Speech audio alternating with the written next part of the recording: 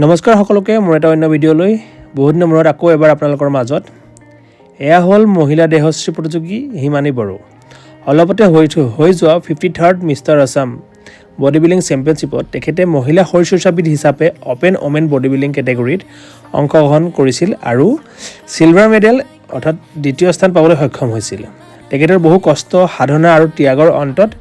এই সফলতা আজৰি আনিবলৈ সক্ষম হৈছিল এয়া আছিল প্ৰতিযোগিতাৰ সময়ত প্ৰথমৰ পৰা শেষলৈকে তেখেতৰ ভাল লগা তেখেতৰ পজিং প্ৰেক্টিছৰ তেখেতৰ ৱৰ্কআউটৰ সময়ৰ কিছু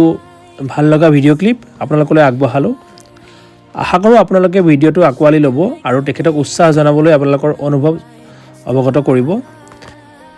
আৰু এতিয়া আপোনালোকে ভিডিঅ'টোৰ কিছু ভাল লগা মুহূৰ্তসমূহ উপভোগ কৰক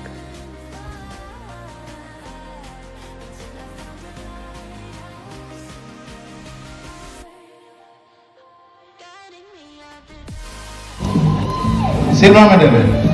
goes to tongue number 124 Himani Boro. একেই সময় এটা কথা কওঁ আমাৰ মহিলা শৰীৰ চৰ্চাবিদ হিচাপে হিমানী বড়ো বহুত দিনৰ পিছত আমাৰ মাজত আহিছে আৰু তাই একেজনী প্ৰথম আছিলে যোনে আমাৰ